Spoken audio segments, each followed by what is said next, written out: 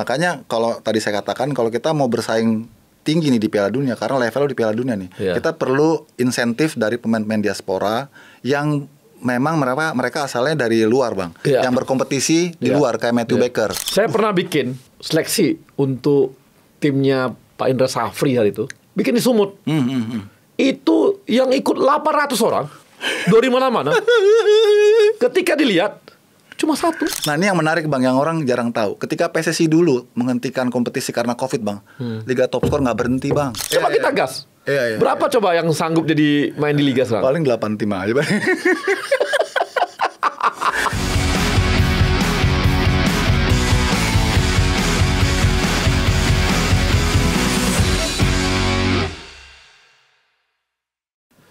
Baik, udah lama banget nggak ketemu. Sebulan lebih. Nah, kita mau bahas nih, kan kabar terbaru kita udah dapat informasi dan kita tonton dan kita saksikan bagaimana U17 kita bisa masuk Piala Dunia ini sejarah lewat kualifikasi. Kalau sebelumnya kita lewat sebagai tuan rumah, tapi paling tidak itu udah ada bau-baunya gitu.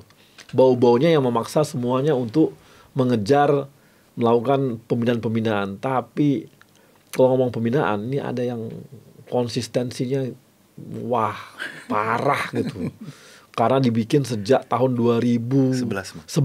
Jadi udah 24 tahun konsisten. 14 tahun. 14 tahun konsisten untuk melakukan sebuah liga. Dan itu namanya Liga Top Skor. Ini ada di berbagai provinsi dan serunya dulu memang saya ingat betul dulu itu. Dulu ada, kalau waktu saya kecil itu saya harus beli Kompas dulu, baru dapat namanya bola tiap hari Jumat. Setelah itu bola lepas dari Kompas, kemudian acuan tuh bola terus. Nah, kemudian ada lawannya namanya skor. Top Skor juga lawannya. Harian Top Skor. Harian Top Skor lu. Nah, itu jadi acuan kita kalau pengen tahu tentang bola. Dan kali ini kita ketemu langsung sama orang yang memang ikut meramu-ramu Liga Top Skor. Mas Yuke, apa kabar, Mas? Baik, Bang Arya. Aduh, makasih banget kehormatan nih diundang di sini nih. Iya, kita justru karena ngundang Mas Yuke itu karena itu U17 ini pembinaan usia muda. Siapa sih yang nggak hanya omon-omon gitu loh? Nggak hanya omon-omon. Ini kan banyak ya omon sana, omong sini, omon sana, omong sini, nggak ngerjain apa-apa gitu loh. Banyak omongan, komentar sana, komentar semua banyak banget. Tapi yang konsisten untuk pembinaan usia muda ini Liga Top Skor ini. Dulu Mas Yuke masuk ke Liga Top Skor itu apa ikutan merancangnya atau dari tengah-tengah jatuh gimana? Dari nol, Bang. Dari nol. Jadi ini awalnya dari sebenarnya kegelisahan saya dulu waktu masih SSB. Ketika itu kan saya main di Remtar Gawang dulu, Bang, istilahnya. Kalau di apa namanya SSB itu namanya anak gawang. Nama kompetisinya Remtar Gawang yang dikelola oleh Asprof dulu. Ketika terjadi penyatuan antara Galatama sama Perserikatan saat itu nggak ada lagi, Bang, yang ngurusin itu. Jadi seolah-olah itu menjadi main jobnya untuk klub, tapi klub ternyata kan nggak ngurusin itu, nggak mengerjakan. Jadi saya lihat banyak banget ini SSB. Kalau sekarang namanya SSB, Bang. Kalau dulu namanya anak gawang. Itu nggak ada lagi wadah kompetisi yang ajak. Nah, tapi saya saat itu hanya menyimpan aja kan keinginan saya untuk membuat kompetisi yang reguler, sampai kemudian saya masuk ke dalam yang tadi Abang bilang namanya Harian Top Skor. Harian Top Skor tuh 2005, Bang, dimulainya di launchingnya. Sampai saya di 2011 ketika saya dapat posisi waktu itu saya redaktur pelaksana, punya power dikit lah, red pel lah, red pel lah. Saya punya power dikit, wah saya bilang ini waktunya nih kita harus CSR. Kita kan dari sisi bisnisnya juga kita butuh pembaca baru kan, Bang. Pembaca baru gimana caranya supaya bisa linkit sama kita punya media? Ya kita harus buat sebuah kegiatan yang menjadi top of mind. Bola, karena memang domainnya Top Skor, koran Top Skornya adalah bola, ya kita juga harus grabnya anak-anak dari grassroots. Mulailah, Bang, tuh dari tahun 2011 itu. Waktu itu cuma satu usia dan mainnya hanya di Jakarta aja. Usia 13 mainnya di Halim, Bang. Pesertanya cuma 12. Waktu itu sedikit sekali memang operator-operator swasta yang bikin kelompok ganjil, Bang. Jadi banyak kan genap 12, 14 gitu. Itu pun juga sebentar-sebentar. Nah, waktu itu kenapa saya pilih 13? Karena 13 itu usia golden age untuk pembinaan usia muda, mengingat itu peralihan dari anak-anak ke remaja, Bang. Itu kan usia yang paling krusial yang kita harus touch gitu. Nah saat itu Bang, alumninya kalau Abang mau tahu sekarang siapa, itu Arsarian Abimanyu, Gian Zola. Terus ada lagi Samuel Kristensen, terus berikutnya ada Riyandi, terus lah ya. Tapi saat itu Bang alumninya.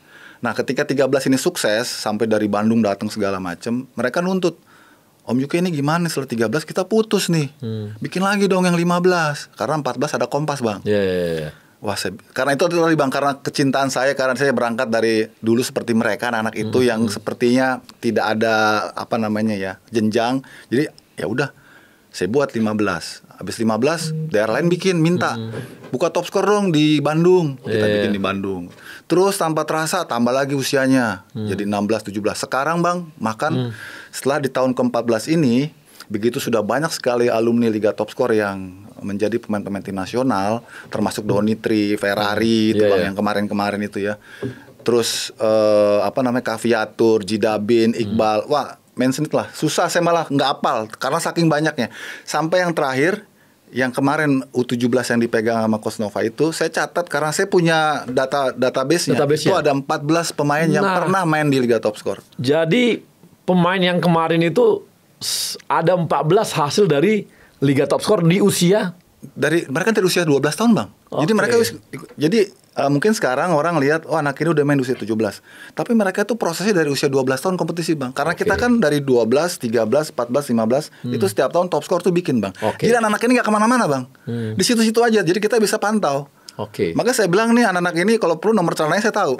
Karena dari kecil saya udah tahu gitu. Ngikutin proses mereka gitu kan. Sampai kemarin itu bahkan 9 starternya itu alumni Liga Top Score. Tapi saya disclaimer dulu nih Bang, supaya nanti jangan ada yang tersinggung. Banyak juga operator lain yang juga punya kontribusi. Mungkin nggak sebesar karena Top Score, karena Top Score semua usia ada. Kalau yang lain kan usianya terbatas dan cuma di wilayah tertentu. Kalau kami sekarang di 24 kota Bang. Dan ada putra nasionalnya. Jadi sangat valid lah kalau memang anak-anak ini asalnya diambil dari kompetisi. Bahkan waktu putra nasional tahun lalu sebelum U17 ini terbentuk, itu Coach Nova datang Bang. Kita tuh udah kayak supermarket Bang, saya mau yang itu, saya mau yang ini, saya mau yang ini. Akhirnya dari situ mereka karena udah tuntas di usia 16, kita kan udah 16 udah berhenti Bang. Nggak nerusin. Nah mereka diambil sama tim-tim EPA. Jadi tim-tim EPA itu sebenarnya hanya melengkapi proses yang sudah dibangun oleh SSB dan pelatih-pelatih yang pertama kali mengawali mereka jadi pemain. Itu yang kadang-kadang dilupakan Bang. Nah itu Bang yang dulu kami sekarang saya lagi berjuang juga ini. Sama kayak di luar negeri lah, di mana SSB ketika dikontrak oleh klub, SSB harus dapat kayak kompensasi training. Betul. Karena mereka yang munculin mereka dari yang didik kok dari nol. Betul. Pelatihan juga kan. Iya, betul. Mereka yang nemukan kok. Sehingga SSB akan hidup. Ya, betul Bang. Setuju. Itu aturan yang belum ada Bang sekarang. Ada sebenarnya, belum diterapkan. Karena terlalu banyak yang harus diterapkan. Saya jadi bingung. Kita kadang-kadang kalau ngegas mau mulai yang mana dulu nih Bang ya gitu ya. Iya, karena kalau kita gas bisa jebol. Oke. Itu problemnya, itu sih problem. Jadi mau nggak mau kita ada yang bertahap, ada yang ini dulu. Karena kalau digas kayak klub Lesensing lah. Coba kita gas. Berapa coba yang sanggup jadi main di liga sekarang? Paling 8 tim aja Bang. Ya saya ngerti. Jadi kalau mau nggak mau ya bertahap. Tapi yang kita tadi ya bahwa itu menghasilkan ya top score itu hanya membuat banyak mata melihat gitu ya. Yes, betul Bang. Dan itu yang menjadi magnitude kita Bang ya. Makanya setiap daerah itu kalau pengen buka Liga Top Score mereka harus ngajuin proposal. Dan saya sangat selektif sekali Bang, karena saya nggak mau ini proses piramid yang udah kita bangun ini berantakan karena ada dua oknum. Kadang-kadang kan operator swasta ini Bang, karena nggak ada aturan yang mengikat, mereka bisa sewenang-wenang ya, semua maunya mereka. Ada yang kabur nggak selesai kompetisinya, ada yang hadiahnya dibawa lari gitu kan. Nah, jadi karena ini berangkatnya dari media, kita punya kredibilitas, saya jaga betul, maka saya seleksi. Mereka harus datang dulu ke Jakarta, walaupun yang dari Papua mau ngikut Liga Top Score, mau buka gitu, datang dulu ke Jakarta, tatap muka sama kita gitu ya. Kita sekaligus mendalami nih orang ini seperti apa. Terus kita kan punya banyak koneksi daerah, saya tanya gitu kan, ini bagaimana sih ini gitu. Oh begini. Yang terpenting buat saya mereka harus punya kerjasama ataupun juga kemampuan berkomunikasi yang baik dengan asprop, askot atau askap setempat bang. Karena itu relation itu nggak bisa lepas. Karena kita kan pakai perangkat mereka bang. Jadi kalau orang ini punya konflik sama federasi setempat repot kita. Nah itu jadi kita sangat selektif dan sejauh ini alhamdulillah nggak ada masalah bang. Jadi mereka bisa kerjasama dengan masing-masing PSSI setempat gitu ya untuk bisa sama-sama nih bahwa ini kompetisi swasta benar-benar dari untuk SSB dan dari untuk anak-anak gitu ya buat mereka gitu. Jadi PSSI setempat tuh menyadari bahwa biasanya kan pengalaman saya sebelumnya bang, mereka anggap kompetisi swasta kalau datang ke daerah ini ada investornya nih bawa uang nih. Nah kita suka dikerjain itu bang, dipersulit lah perizinannya karena dianggapnya ini komersial. Lah kita dari iuran kagak ada sponsor ya usia. Makanya saya bang ya karena tahu kondisi di daerah itu juga turnamen sangat jarang, liga apalagi kurang gitu ya. Waktu juga cuma ya kadang-kadang Sabtu Minggu doang gitu ya. Jadi ketika tahu ada liga top skor, ya dikasih masuk cepet-cepet. Makasih. Kalau bisa malah sering-sering gitu. Alhamdulillah. Iya. Dharma cerita tuh bang. Di sini udah bagus di Medan ini. Kita lebih mudah katanya gitu. Sini sudah mulai banyak kompetisi-kompetisi swasta. Wah, saya bilang bagus. Karena Medan kan kantong bang ya. Betul, kantong pemain. Yes, betul. Makanya kita kemarin tuh, aduh ini susah, mulai kurang pemain. PSMS misalnya atau yang lain misalnya ngambil pemain dari luar semua. Padahal ini kantongnya pemain dari dulu kok. Betul. Artinya secara bakat udah banyak sebenarnya di sini. Betul. Harusnya ini kita kembangin, tapi karena nggak ada pembinaan usia muda itu. Iya. Grassroots-nya nggak jalan, ini nggak jalan, memang berat lama. Makanya top scorer jadi bagi kami di PSSI ini kayak Pak Ketum itu yang ngomongnya, ya ini harus dijaga betul gitu karena jarang yang konsisten kan susah. Betul. Siapa saingannya top scorer? Yang konsisten. Dulu Danan ada mungkin, habis itu hilang. Danan U12 tapi hilang setelah Covid hilang. Sebenarnya ada operator-operator lain yang juga kayak top score, yang mereka juga bikin beberapa usia di daerah. Tapi karena mungkin cara pengelolaannya bang ya, terus saya nggak tahu dari sisi exposure juga nggak ada mungkin, jadi orang nggak aware juga gitu. Kalau kita kan memang basicnya media bang, kita olah dengan sebaik mungkin, pusat informasi juga kita buat seinformatif mungkin. Kemudian juga registrasi pemain tuh bang, itu kita meniru siap bang, PSSI siap. Jadi mereka itu ada semua ya? Harus nyetorin semua berkas-berkas dokumennya itu by digital bang. Dan nggak bisa curi umur dong? Nggak bisa, karena semua by INISN, nomor induk siswa nasional gitu ya. Jadi setiap ID card itu bang ada barcode-nya bang. Jadi kalau barcode itu nggak ngeling berarti palsu gitu. Jadi semua dari daerah juga itu juga salah satu pembelajaran karena daerah-daerah itu banyak yang gaptek bang. Jadi kita harus siapin PIC yang ngerti. Jadi mereka yang inputin tuh bang, inputin ijazah, KK, akte, NISN, semua by digital. Baru setor ke pusat. Ntar pusat yang verifikasi tuh, ini asli apa enggak, ini meragukan apa enggak gitu. Kalau udah semua verify, baru kita rilis ID card-nya bang. Udah ada barcode-nya. Jadi udah sampai seperti itu bang. Makanya database kita tuh komplit, si ini, si itu gitu ya. Ini pernah main nggak nih di mana? Kita punya tuh. Asal dia memang pernah main di top score, kita punya kayak gitu. Nah ini yang menarik bang, yang orang jarang tahu. Ketika PSSI dulu menghentikan kompetisi karena Covid bang, Liga Top Score nggak berhenti bang. Bingung nggak bang? Gimana caranya itu bang? Jadi karena saya ini passion saya udah di sepak bola, saya cinta banget sama anak usia muda. Saya nggak boleh berhenti karena saya berpikir sepak bola nggak boleh kalah dengan apapun. Kecuali the end of the world. Saya nggak punya anak yang main bola bang. Saya bukan pengurus PSSI, saya bukan pemilik klub, saya bukan orang tua siswa. Jadi saya enteng aja bang. Jadi saya bagaimana caranya menyelamatin kompetisi ini, sementara PSSI sudah membuat maklumat nggak boleh ada kompetisi. Saya masukin bang ke kandang militer bang. Saya mainin di Mabes, saya mainin di mana? Kodim. Ya betul bang, Kodam di Gagak. Wah saya masukin. Kan, tapi saya tetap lakukan rapid test bang, tetap rapid test. Jadi setiap pemain yang mau datang, saya larang orang tua datang, cuman pengantar beberapa orang. Terus di depan pagar itu, tempat lapor itu mereka harus rapid test dulu bang. Tetap prosedur dijalankan. Dan mereka main. Jadi sepanjang 2 tahun Covid itu bang, Liga Top Score nggak berhenti bang. Nah pemain Bima Sakti yang juara AFF 2022 itu dari mana bang? Juga? Dari situ bang. Karena mereka dituntut oleh PSSI harus cari pemain, sementara mereka nggak tahu di mana kolamnya. Betul. Cuma dilarang sama PSSI kan. Akhirnya ini saya buka aja karena udah lewat ya bang ya. Coach Bima suruh asistennya Indri Firmansyah, terus ada lagi asistennya datengin tempat kita bertanding pakai kupluk bang. Nyari gitu ya? Karena dia nggak mau ketahuan. Kalau ketahuan dia dilaporin. dia bisa kena bang. Tapi di sisi lain kan dia harus cari pemain. Dari mana pemainnya? Dari mana pemainnya? Emang bisa pakai online. Makanya begitu kita juara AFF waktu itu 2022, saya senang banget bang. Karena kita saat itu yang benar-benar secara konkret ada kompetisi, mewadahi dan membuat pelatih-pelatih itu bisa cari pemain nasional. Karena terus terang memang Jabotabek itu terutama ya bang ya, saat itu menjadi epicentrum pembinaan yang paling maju. Karena kesadaran mereka berkompetisi itu sangat tinggi dibanding daerah. Kalau daerah kan ya mungkin karena faktor biaya, terus faktor federasi setempat yang kurang aktif ya, sehingga mereka kurang menyadari pentingnya berkompetisi. Karena kan kompetisi bang terus terang apalagi kalau swasta gini bang kan partisipasi orang tua harus ada karena mereka kan ini berbayar kan. Nah itu mereka sadar karena outputnya jadi sesuatu lah gitu. Nah itu yang saya senang bahwa sekarang sudah mulai bang, daerah-daerah itu sudah mulai sadar. Mereka mau urunan, mereka mau istilahnya berkorban lah gitu ya, untuk supaya anak-anak ini ikut kompetisi. Karena pemain yang bagus itu bukan dari turnamen bang, dari kompetisi. Gitu. Dan begitu pas kita sampai sekarang bisa lolos Piala Dunia, saya sih udah biasa aja bang. Karena buat saya ini mah bagian dari rutinitas yang udah kita jalanin. Karena produk kompetisi ini pada akhirnya end up-nya ada di tim nasional. Betul. Yang paling menurut saya sangat membuat saya merinding itu ya saat COVID itu bang. Itu tantangan yang paling besar bang. Kalau saya berhenti gitu ya.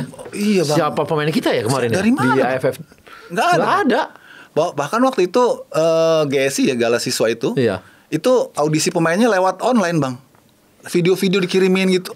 Saya bilang ini gimana? Saya bilang saya nggak mau gitu. Kalau video semua bisa bagus. Iya bang. Karena pas itu kan pas yang bagus-bagusnya diambilnya. Iya, begitu datang, loh kok begini ya? Makanya saya suka ketawa bang. Sorry itu sih bang. Waktu itu PSSI kan bikin seleksi timnas U16 karena U16 kan emang strata usia timnas paling awal ya. Itu dengan model seleksi ala dangdut sih bang. Jadi audisi 2 hari gimana gitu ya di daerah mana, terus ntar pindah ke sini 2 hari. Gini bang, ratusan bang, 900 orang. Saya pernah bikin seleksi untuk timnya Pak Indra Safri hari itu. Oke. Yang sebelumnya berarti ya? Iya sebelumnya lagi. Bikin di Sumut. Itu yang ikut 800 orang dari mana-mana. Ketika dilihat cuma 1. Bayangin, karena memang ya kita nggak punya bank pemain. Yes. Kita nggak punya bank pemain. Kalau sekarang misalnya setelah kita tangani setahun ini ya kami ya, aku udah punya bank pemain. Iya betul. U13 udah ada, 15 ada, 17 ada, udah punya bank pemain. Dulu nggak ada bank pemain, jadi ketika dibikin seleksi, ku gelontorin aja semua ke bank Indra Safri. 1 cuma. Dan dia pusing sekali tuh. Dia pusing sekali dong. Ini gimana gitu. Udah gitu waktunya kan cuma 1 hari bang. Betul. Di YouTube kan juga lagi di PSSI saya bilang nih Lionel Messi juga taruh di sini nggak akan ketemu dapetnya. Itu kan cendol ya bang ya. Banyak gitu ya. Terus waktu suruh main mereka gitu. Ya gimana? Ya akhirnya kan ujung-ujungnya pemain-pemain yang dari kompetisi juga bang. Dari Liga Top Scorer juga yang mendominasi kan. Karena mereka kan memang basicnya dari kompetisi ya. Periodisasi setiap mingguan akan terlihat. Terus mentalitas mereka sudah terbangun dalam situasi pertandingan. Beda dengan yang audisi kayak gitu kan. Kita nggak tahu riwayatnya dari mana gitu kan. Ya itulah yang semoga sih besok nggak gitu lagi.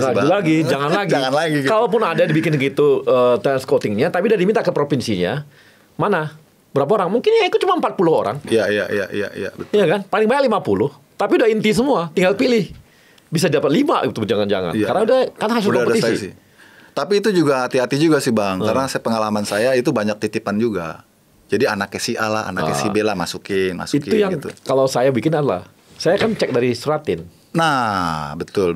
Kan kita pengen Suratin kita sampai 2 bulan tuh. Dari Suratin kita ambil. Udah ada lah itu. Udah ada nama-nama itu udah ada semua. Jadi jangan lari dari sini nih. Jangan lari dari sini. Kalau tiba-tiba muncul, dari siapa nih? Loh itu saya alami waktu kemarin PON. Oh, oke. Jadi kan saya ambil di tengah jalan tuh PON-nya. Ini kok main baru cek ini anak siapa gitu loh. Saya rumah ulang, saya minta semua klub-klub yang ada kirim gitu.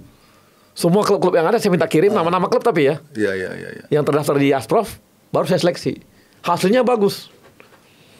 Ya kuat lah, agak-agak gimana gitu, sempat main kalah di Aceh, habis itu ya merasa dikerjain, tapi nggak apa-apa. Tapi hasilnya bang, masih kompetitif lah hasilnya kan. Tapi pemain kemarin itu yang kan mereka semua minta ke saya nih, bang, klubnya jangan dimatiin bang, aku kan punya klub. Dulu ada Sumut United. Ya. Jangan dimatiin bang, kami main di mana katanya. Terpaksa saya makan Liga 3 mereka. Oke. Hasilnya apa? Juara. Liga 3 nasional juara. Karena memang hasil kompetisi. Yes. Hasil kompetisi, ikut di PON, hasil ini. Ya memang harusnya dari situ diambilnya. Iya. Makanya saya sepakat. Baru yang ini gimana tuh? Kendala terbesar ini urusannya gimana? Urusan top skor nih. Sekarang sih nggak ada sih bang ya. Cuma sekarang saya lebih untuk ke edukasi sih bang. Ke edukasi ke peserta, terutama orang tua ya. Itu sih tantangan kita. Yang tantangan itu pasti akan terus ada setiap tahunnya. Karena setiap tahun kan selalu ada orang tua yang baru, pemain yang baru selalu. Jadi kita harus ngulang lagi, remedial lagi gitu.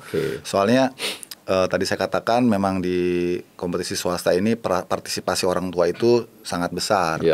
Jadi mereka juga harus diedukasi. Kita kalau untuk kompetisi usia muda ini sebisa mungkin saya tanamkan ke mereka bagaimana anak-anak ini jangan dapat beban, terus dapat tekanan. Karena orang tua itu karena mungkin ngelihat ya sepak bola itu harus menang. Jadi mereka nggak memperhatikan pedagogiknya, memperhatikan hal-hal yang lebih substansial lah untuk anak. Bagaimana supaya anak ini yang terpenting di usia ini itu senang dulu main bola, mau berinteraksi happy dulu lah. Happy dulu, jangan diberikan beban gitu. Tapi yang terjadi ya itu bang, selalu ada aja masalah-masalah orang tua yang terlalu ambisius. Mereka di pinggir lapangan teriak-teriak, pelatih malah jadi bingung karena pelatih tuh quote on quote disandra juga sih bang sama orang tua karena orang tua ngerasakan gue udah bayar gitu kan, aku main dong gitu.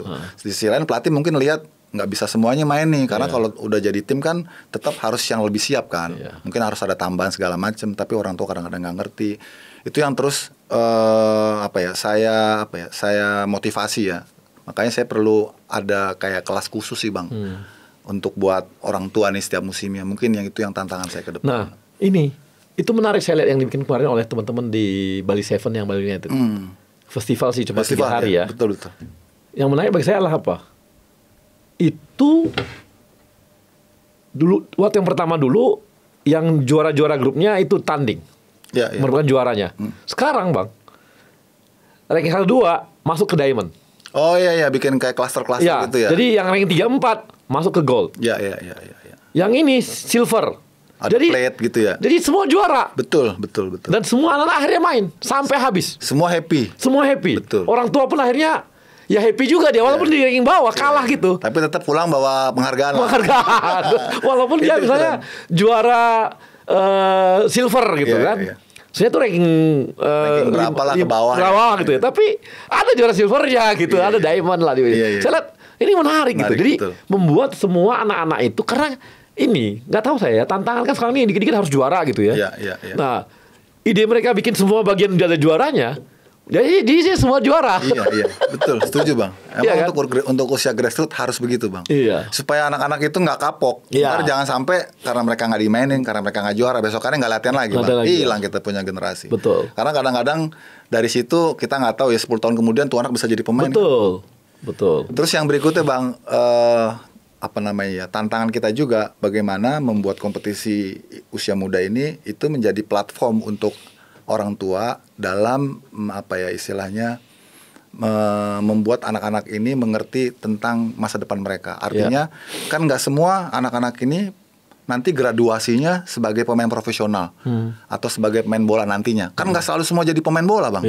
Tapi bagaimana dari kompetisi sepak bola usia muda ini mereka bawa bekal nilai-nilai kehidupan untuk masa depan. Misalnya kerja sama tim, disiplin, kemandirian, terus kerja keras. Itu ditanamkan sejak kompetisi usia muda bang. Karena kalau nilai-nilai itu mereka bawa, which is mereka jadi pemain nasional ataupun jadi pemain profesional, memang itu rezekinya mereka. Tapi kalaupun enggak, maka mereka bisa lakukan ataupun bisa bawa nilai-nilai itu ke kehidupan berikutnya, entah profesinya sebagai polisi, entah dokter, tapi kalau nilai-nilai itu ada kan bang, itu dimanapun mereka diterima bang.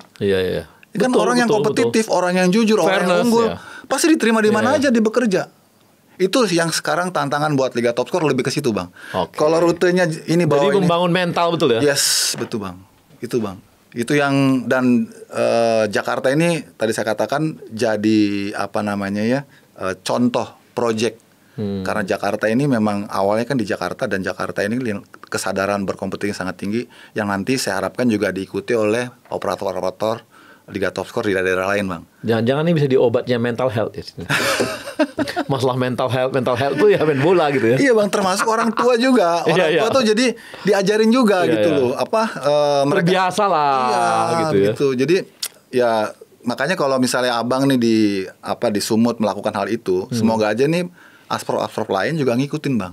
Supaya ini jadi virus yang positif, bahwa pemain yang bagus, pemain yang unggul, kompetitif itu datangnya dari kompetisi. Betul, gitu. Dengan segala elemen di dalamnya gitu, Bang.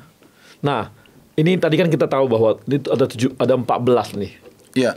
14 yang dihasilkan dari hasil Liga Top Score gitu ya. Itu kan menunjukkan bahwa sebenarnya pemain-pemain ini memang harus dari bawah ya. Betul, Bang. Betul. Nggak bisa ujuk-ujuk. Nggak bisa instan. Nggak ada ujuk-ujuk. Nggak ada ujuk-ujuk. Jadi semua proses lah di situ ya. Iya. Jadi ya kalau orang yang awam kan taunya si Fabio Askan nih dari Persija, terus siapa namanya si Evandra dari Bayangkara.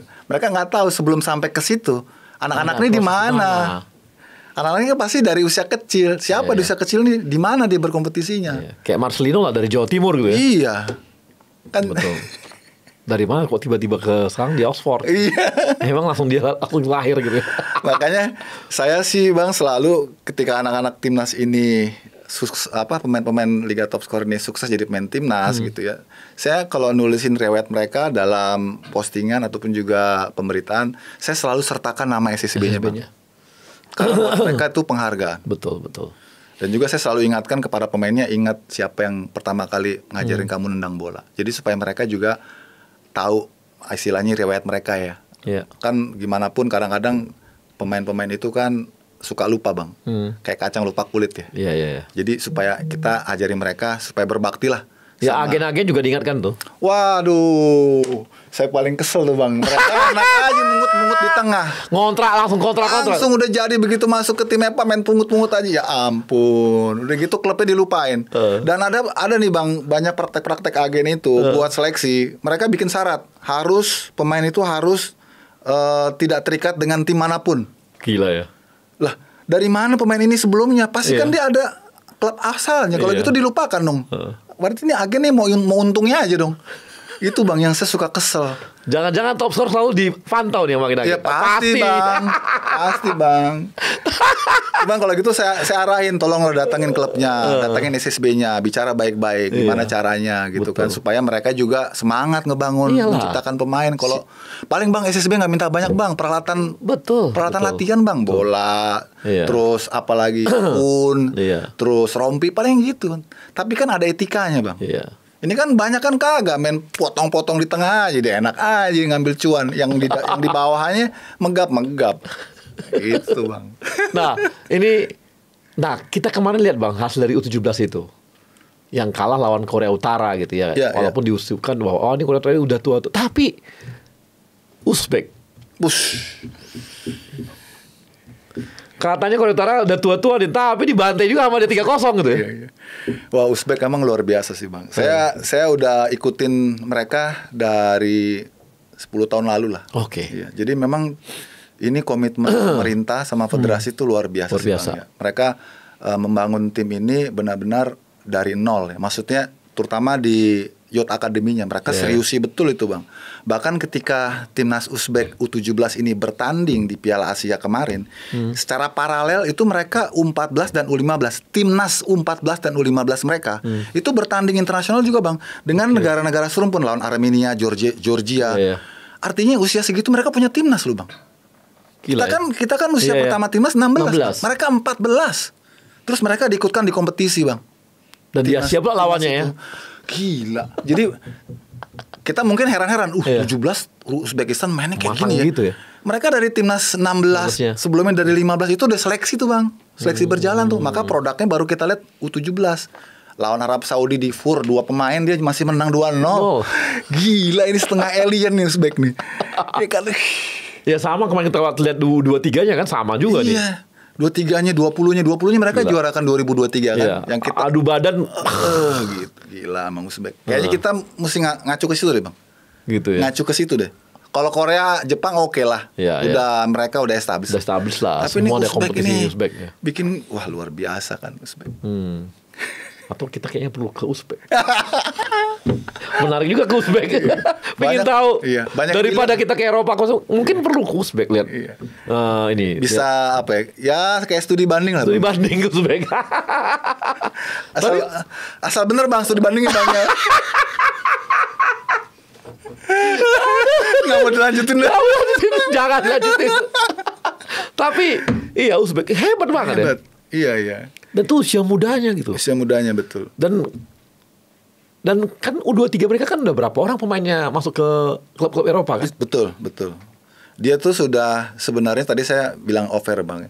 Uzbek ini kita percaya nggak percaya, suka nggak suka, memang dia ada gift dari alam ya. Alamnya. Dari Tuhan lah. Dia kan dari DNA-nya udah setengah Mongol, setengah Eropa. Bang. Mukanya kayak muka Cina gitu. Iya. Tapi posturnya, strength-nya Eropa punya. Eropa banget. Tulangnya. Makanya usia 17 mereka kayaknya lebih matang ya mainnya. Terus mentalitas mereka. Kalau itu kita nggak bisa ngelawan deh Bang. Kalau soal DNA kita nggak bisa ngelawan. Itu udah turunan masalahnya. Iya. Lawannya cuma naturalisasi. Setengah Indonesia, setengah bule gitu. Makanya saya bilang ini kalau Piala Dunia nanti kayaknya kita perlu deh tambah pemain beberapa dari naturalisasi deh. Yang untuk 17 ya? Untuk 17. Supaya agak bisa berbicara ya? Iya. Kalau nggak Abang takut? Berat juga Bang. Kita lihat lawan-lawannya kayak Korut Uzbek kan itu bakal main juga Bang nanti di Piala Dunia. Seperti itu Bang. Gimana saya lihat lawan-lawannya ini ya udah pasti Eropa udah pasti main lah ya. Udah pasti main. Dari Asia udah pasti ya sudah tahu lah. Amerika, Kanada, Costa Rica, Panama, Venezuela, Paraguay, Kolombia, Argentina, Brasil. Iya. Dari Eropa, Jerman, Italia. Kan belajar dari kita kemarin waktu kita Pildun yang lalu Bang. Nah itu dia Bang. Mungkin kita memang bisa ngimbangi Ekuador main ya. Nah itu sebetulnya kan kita bukan dari persiapan yang panjang seperti ini Bang. Iya, enggak. Kita masih bisa bersaing. Karena di usia 17 itu memang nggak terlalu jauh gapnya Bang. Gapnya tuh lebih ke strength aja sebenarnya sih. Tapi kalau dari cara main kita skill nggak kalah kita Bang. Makanya kalau tadi saya katakan kalau kita mau bersaing tinggi nih di Piala Dunia karena level di Piala Dunia nih, kita perlu insentif dari pemain-pemain diaspora yang memang mereka asalnya dari luar Bang, yang berkompetisi di luar kayak Matthew Baker. Tapi jangan banyak-banyak Bang. Tetap ya 3-4 lah, karena gimana pun kita harus berikan ruang sama pemain-pemain lokal kita yang ada itu kan. Yang ada itu supaya mereka juga develop, supaya kita bisa lihat kan mereka masa depan timnas senior kita juga Bang. Nah itu saya bilang kalau kita mau bicara Bang, saya nggak tahu nih PSSI targetnya di Piala Dunia apa nih, berpartisipasi aja atau mau bersaing juga. Kalau bersaing saya kira kan kita kemarin waktu tahun lalu itu kan ini ya waktu kita di tuan rumah kita peringkat 3 waktu peringkat itu. Peringkat 3 walaupun 2 kali kita series dan 1 kali kalah gitu ya. Kita salah kalah selisih gol doang Bang. Nilainya sama. Iya, jadi yang lalu kan cukup bagus juga hasilnya. Betul. Cukup bagus dengan persiapan yang karena gagal dari tuan rumah dunia. Iya, itu mepet kan? Mepet banget. Ini nggak ada persiapan sama sekali. Betul. Jadi tapi bisa ngimbangi Eropa, Amerika Latin. Betul. Kita kalahnya sama Maroko doang. Betul. Yang lainnya kita seri. Apalagi ini nih persiapannya udah setahun lebih Bang. Saya hitung ini persiapan yang sangat mewah sepanjang sejarah timnas U17. Nah ini yang kadang-kadang netizen lupa ini. Kalau ternyata ini adalah, nah ini kan Bang Yuke ini kan tahu banget semua proses ya. Iya. Ini paling mewah kan? Paling mewah. Mereka itu saya hitung sebelum pertandingan pertama lawan Korea Selatan itu mereka sudah menjalani 19 pertandingan internasional sepanjang persiapan selama setahun. Ini kan mewah banget.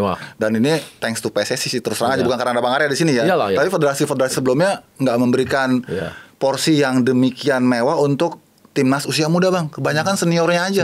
Ini dari timnas mudanya udah di treat seperti ini. Wah saya bilang bagus banget. Bedanya cuma ini Bang.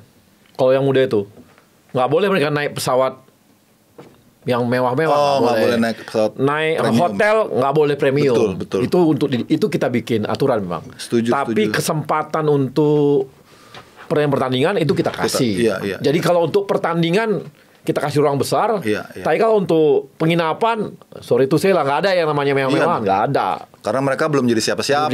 Jangan jadi ntar malah keenakan mereka. Bintang, wah bahaya gitu. Gitu ya. Jadi ini ya memang ini. Nah, itu untuk Piala Dunia di Qatar nanti. Persiapannya ke sana. Untuk ini Bang, kita nyangkut-nyangkut dikit nih ke timnas kita. Kan bakal lawan Bahrain, lawan Cina sama lawan Australia, Jepang ya. Nah. Cina lawan Jepang, Cina lawan Jepang terakhir tuh Bang ya. Iya. 2 ya. Abang lihatnya bagaimana nih? Wah, ini do or die ya Bang ya. Artinya posisi kita sekarang mungkin kalau untuk rebut posisi nomor 2 berat. 2 peringkat teratas untuk supaya tiket langsung agak berat. Tapi kalau untuk 3-4 harusnya kita bisa dapat sih Bang. Kalau kita bisa ngalahin Cina Bang, ya, itu aman. Wah, itu udah relatif kita bisa berhitung lah. Iya. Tinggal nanti lawan Jepang seperti apa kan gitu. Kita harapkan pesaing-pesaing kita ya seperti Arab Saudi ya, kemudian Bahrain terpleset di saat yang bersamaan supaya kita poinnya bisa masuk ke peringkat 3-4. Iya. Nah, tantangan berikutnya kan tuh Bang, nanti bagaimana nih? Karena kayaknya kita akan ketemu lawan-lawan Arab lagi nih Bang. Iya. Lawan-lawan Jazirah Arab nih. Ini hati-hati juga nih Bang nih. Kalau di peringkat 3-4 nih, kan akan dikumpulin nih Bang mereka nih. Iya. Itu ngeri-ngeri sedap juga itu Bang itu. Tapi saya dengar main di tempat netral kan Bang? Iya, tempat netral. Ya, mudah-mudahan aja sih. Kalau netral atau gantung wasitnya. Kembali lagi ke situ lagi Bang. Saya nggak tahu ya, memang agak traumatik Bang. Iya. Kalau wasit dari sana tuh traumatik Bang. Dari zaman dulu juga gitu tuh, kalau tiap kali yang mimpin. Lah kemarin aja Uzbek lawan Arab Saudi. Aduh, saya bilang ini benar-benar dikerjain, saya bilang nih. Tapi dia karena power dia kuat, menang juga. Memang yang kartu merah pertama itu sebenarnya nggak kartu merah Bang, harusnya kuning Bang, karena dia nggak sengaja, namanya dia bergumul jatuh. Tapi ya itulah, saya lihat wasitnya, oh ya udah, mau gimana lagi kita. Cuman kita dapat pelajaran dan juga ada artinya pemain-pemain kita tuh bisa belajar ya, loh tuh mereka aja tuh quote on quote dikerjain, mereka tapi punya mentalitas yang bagus, mereka bisa fight back. Mereka permalukan Bang 2-0. Itu semua seisi stadion. Mau bilang apa? Bilang apa coba? Lawan 9 orang. Udah nggak ada cerita lagi tuh mah udah valid Bang. Ini kan kita lihat juga Bang bahwa pelatih kita kan ini tim kepelatihan. Kan saya sejak awal udah bilang bahwa memang federasi kali ini agak beda. Dia bukan cari head coach satu, tapi dia cari tim kepelatihan. Dan sekarang kan semua tim pelatih ini lagi muter-muter nih. Oh iya. Semua pemain dipantau, saya lihat juga tuh. Ya kan. Alex Pastor misalnya kemarin dia ke Palermo melihat Mulyadi main. Kan kita tahu bahwa ini kan Martin Pas kan agak berat main di Cina, lawan Cina kan, karena dia kena akumulasi gitu ya. Kemarin dia juga ke mana? Ke Oxford. Dia lihat Ole sama Marcelino dan sebagainya dan lain-lainnya gitu kan. Jadi ini tim kepelatihan muter-muter semua nih. Dan sekarang juga persiapan tuh ya kayak Vandenborg, dia persiapan tuh U23. Betul, ada kualifikasi Piala Asia U23 ya. Dia muter-muter juga. Nah, Abang melihatnya bagaimana nih? Bagus sih Bang, positif ya. Artinya pelatih ini walaupun di masa jeda turnamen mereka tetap bekerja untuk melihat, memantau, kemudian berkomunikasi ya dengan pemain-pemain mereka supaya semakin timbul engagement di antara mereka. Karena kan kemarin waktu bersamanya kan sedikit ya Bang. Waduh. Jadi inilah kesempatan untuk lebih banyak ya berinteraksi dengan para pemain-pemain mereka di Eropa, karena laga lawan Cina tuh penting banget kan, nggak boleh miss lagi gitu ya. Kita udah kasih lihat hasil pertandingan yang sangat enak untuk ditonton waktu lawan Bahrain. Semoga ini mereka nanti lawan Cina juga jauh lebih baik lagi. Ada waktu yang sangat cukup. Saya waktu lawan Australia itu, saya ditanya ini gimana. Saya takut bukan apa-apa, karena kumpul cuma 2 hari. Betul. Jadi kita tanya bakal menang Bang. Saya ragu gitu, dapat seri juga ini. Tapi setelah saya lihat permainannya, terlepas dari kalah 5-1 ya. Namanya di bola kan kadang-kadang jebolnya banyak juga. Tapi kok ya permainannya yang sangat dominan lawan Australia itu kemarin, optimis saya kemarin. Saya baru ini 3-0, 4-0 bisa nih lawan Bahrain. Walaupun ujungnya 1-0 ya. Tapi kan ada 2 yang bersih Bang. 2 peluang itu. Marcelino tinggal tap in aja. Ya main muda. Main bola. Biasa. Main bola kita nggak tahu kan ya, ada aja kan gitu. Kaki mungkin leweng dikit gitu. Ya kita nggak tahu, tapi peluang-peluang kan ada sana. Iya, iya. Ya itu, jadi sebenarnya ada waktu panjang nih untuk bisa memperkuat mereka. Iya, iya. Jadi lebih semoga lebih solid lagi ya, Bang. Iya. Dan nggak ada lagi pemain naturalisasi baru kan, Bang? Dengan target yang kita targetin dengan materi yang ada sih saya rasa cukup ya. Cukup ya. Iyalah, Bang. Kecuali nanti di Piala Dunia itu lah gitu. Beda lagi tuh. Karena kalau untuk kualifikasi aja harusnya sudah. Karena yang ada pun sekarang masih sebagian cadangan juga kan, Bang. Jadi lebih baik daripada banyak nambah-nambah lagi, fokusin dengan yang ada sekarang, Bang. Betul. Dimatangin. Iya. Gimana caranya supaya lolos dan gimana pattern permainan itu semakin ajak, Bang. Itu yang paling penting. Kita kan kemarin waktu lawan Australia kan agak limbung ya. Karena Patrick Kluivert mungkin masa persiapannya sangat mepet sama pemain. Iya, cuma 2 hari, Bang. Jadi latihan dan saya lihat juga dari mainnya juga kayaknya nggak perform banget gitu. Tapi toh ada waktu beberapa hari kemudian kita bisa lawan Bahrain seperti itu kan artinya ada evaluasi, Bang. Betul. Dan mainnya enak banget, Bang. Nggak terburu-buru, nggak gerasa-gerusu, nggak terlalu frontal nyerang, ya nggak. Terus kita punya figur-figur yang datang belakangan itu benar-benar memang sesuai dengan kebutuhan tim, Bang. Kayak Joey Polipesi, wah itu gila, main enak banget. Nah itu Joey Polipesi, kemarin tuh kan orang bilang, wah udah tua. Saya bilang, nggak tahu nih mereka siapa. Ternyata oke banget. Penempatan posisinya juga, wah. Betul. Dan dia benar-benar jadi konduktor, Bang. Karena memang dia kan kapten juga di tim dia. Oke, pantes. Leadershipnya ada ya. Kapten. Jadi leadershipnya ada, dan orangnya tenang banget. Dan dewasa kan. Betul. Karena kita butuh orang-orang senior memang di posisi-posisi seperti itu. Gitu. Jadi pas lah itu Ole datang, terus si Joy datang, benar-benar ngisi puzzle yang memang dibutuhin, Bang. Betul. Semoga aja besok nih semakin matang lagi dan mungkin PR-nya ya jangan lagi kita miss banyak peluang lagi, Bang. Aduh, ngeri, Bang. Sayang. Tapi saya sih mana lah waktu kita lawan itu ya. Udah unggul 1-0, mereka tetap nyerang. Iya. Nggak berhenti bertahan gitu. Betul. Jadi memang ya ada saat gitu kan. Iya. Jadi Bahrainnya pun mikir untuk nyerang terus. Iya. Kan beda nih waktu di Bahrain. Iya. Kita posisi 2-1 kita bertahan terus. Akhirnya kayak tinggal nunggu gol aja. Iya. Betul, ini kan enggak, karena Bahrainnya mikir. Kalau dia nyerang banyak bisa mati nih 2-0 gitu kan. Kelihatan, Bang. Kelihatan mereka berhitung banget tuh. Gue kalau main frontal, waduh ngeri juga nih. Karena bola-bola dari lini tengah kita kan dari Joe Polipesi ataupun dari Tom Hai kan tajam-tajam, Bang. Tajam-tajam tuh ke Ole, ke Marcelino. Mereka juga kalau terlalu ofensif mereka ngeri juga kan. Dan kitanya juga pinter, Bang, nggak mau buru-buru. Walaupun kita masih rawan cuma menang 1-0, tapi kita lebih smart kemarin mainnya. Kita delay dulu nih, lihat responnya bagaimana nih Bahrain. Ternyata Bahrainnya juga nggak berani. Mikir dia tuh. Mikir. Itu aja kemarin hampir 3-0. Harusnya 3-0, Bang. Harusnya 3-0. Tapi yang penting 3 poin, Bang. Iya 3 poin kan, kita yang penting 3 poin kan gitu. Iya. Oke, Bang, ini ada pertanyaan dari netizen, mana? Ada nggak? Udah kita ngomongin banyak hal. Kita bisa ciptain naturalisasi baru, maksudnya PSSI saudara anak usia 5 ini ke Akademi Eropa supaya terbentuk mental Eropanya sejak dini. Ya ini benar nggak, Bang? Setuju nggak dengan mereka masuk ke Piala Dunia? Benar nggak? Iya. Itu ada ruang klub-klub di luar. Oh iya, Bang. Ngintip mereka kan? Betul. Itu bagian dari campaign ya, etalase pemain-pemain kita untuk punya value. Supaya mereka main di akademi. Di negara-negara Eropa gitu ya, atau negara-negara lain lah ya. Supaya itu naikin lagi kita punya kualitas pemain, Bang. Iya. Kalau yang terjadi sekarang kan memang orang belum banyak tahu, Bang, Indonesia tuh kayak apa sih potensinya. Jadi yang terjadi sekarang banyak akademi-akademi di Indonesia yang mengirim dan juga membuat jaringan sendiri ke klub-klub di luar, Bang.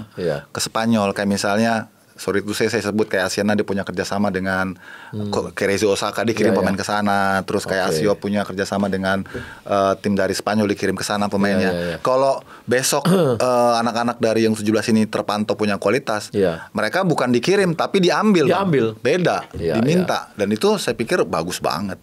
Apalagi ini kan dia lolosnya kualifikasi. Kan? Jadi pasti orang lihat. Sudah teruji.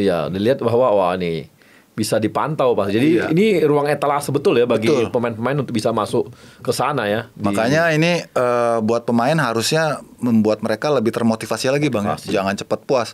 Saya sih sebenarnya senang juga tuh, bukan senang ya. Maksudnya ada rasa bersyukur kita kalah telak sih dari Perut. Oh Cuman sebenarnya jangan terlalu telak. Jangan 6-0 juga gitu maksud saya Bang. Kalau kalah sih sudah diprediksi lah kalah. Itu bagus menurut saya supaya anak-anak itu sedikit sadar, membumi Bang. Down to earth. Kan sebelumnya kan dilulukan. Cuma Indonesia loh yang bisa menyamai Uzbekistan di penyisian sapu bersih. Mereka Uzbekistan jalan terus sampai juara. Kita berhenti kemudian di 8 besar. Karena supaya mereka sadar, ternyata apa yang sudah disiapkan belum cukup. Di atas langit masih ada langit. Betul. Mesti begitu Bang anak-anak muda sekarang tuh. Jadi ini etalasenya mereka nih U17 nih Piala Dunia. Lanjut. Mau nanya kira-kira Liga Top Skor kapan mulai lagi Bang? Sekarang lagi running Bang. Kita siklus kompetisinya itu dari Januari ke Juni. 6 bulan. Semua daerah sama ngikutin. Terus Julinya putra nasional. Jadi sekarang nih di bulan April kita lagi seru-serunya Bang di tengah kompetisi malah nih. Jadi kita udah jalan di 24 kota. Sedang berlangsung sekarang. Ini buat timnas berikutnya nih Bang. Iyalah, betul nih. Bisa ngintip lagi. Lanjut. Menurut Bang Yuke, apakah Jens Raven bisa dikolaborasi dengan Romani di timnas senior? Saya kira jangan terlalu dipaksakan ya. Jangan terlalu dipaksakan. Biarkan Jens Raven itu dimatangkan dulu. Biar matang di pohon dulu lah nih. Jangan terlalu cepet-cepet gitu ya. Karena kita juga punya pengalaman Rafael Schreck juga kan masih struggle ya Bang ya. Kan dia muda juga kan. Jadi jangan sampai Jens Raven seperti Rafael Schreck terlalu terburu-buru. Kalau Rafael Schreck kan memang kita opsinya waktu itu sedikit Bang, nggak ada pilihan kan. Kalau sekarang kan sudah ada Ole, terus sudah ada Marcelino, ada Rafael Schreck. Jadi si Ravens ini biarlah matang dulu. Kalau berikutnya kan di U23 Bang. Betul. Dia bisa main dulu di situ. Lanjut. Ya habis. Bang Yuke terima kasih nih omong-ngobrolnya. Kita tahu bahwa kalau ngomongin pembinaan usia muda semua pada tiarap ya. Tiarap Bang. Padahal itu paling mengasihkan. Karena saya kalau kemarin Bang ke Bali tuh, saya kayak bahagia betul lihat anak-anak kecil. Waduh, justru itu oksigen Bang. Iya, buat kita gitu. Tuh itu oksigen Bang. Kalau di senior kan kita nonton ada rasa was-was ini selesainya berantem nggak ya? Kalau di usia muda itu kan seneng ya. Bahagia, aku kayak lihat masa depan gitu. Iya. Happy Bang. Happy banget. Makanya aku setiap ada anak muda gitu, pemain muda yang grassroots atau apa festival gitu ya, happy liatnya gitu. Iya. Yang ada kebahagiaan. Benar gak? Betul Bang. Apalagi kalau makanya apa bertahan terus ya 15 tahun ya. Makanya orang bilang kok Om Yuke begitu-begitu masih muda-muda terus ya. Karena bukan cuma itu ya. Karena bukan cuma ketemu anak-anak muda Bang. Iya. Ketemu mamah muda juga Bang. Jadi seger terus Bang. Bercanda Ibu. Bercanda. Tapi enggak ini Bang Yuke ini kan usia berapa Bang? 50 Bang sekarang. 50 gak kelihatan loh. Saya kira 30-40. Ini gara-gara usia muda itu. Muda. Jadi ngurusin pemain muda itu happy Bang. Untuk orang bola itu oksigen gitu ya. Oksigen. Nambah usia kita. Saya kalau setiap minggu gak cium bau rumput tuh sakit Bang saya. Oh gitu ya. Jadi harus ke lapangan. Betul. Siap. Makasih Bang Yuke. Sama-sama. Ngobrolnya. Bang Arya. Moga-moga sepak bola kita terus berkembang. Amin. Dan kita mulai dari grassroots terus. Mantap. Makasih Bang. Direktur Liga Top Skor atau komentator? Direktur Liga Top Skor. Jadi komentator Liga Luar atau Liga Indo? Liga Indo. Mengasuh pemain kelompok umur atau senior? Mengasuh pemain kelompok umur. Kata-kata untuk bebas podcast. Mantap, keren.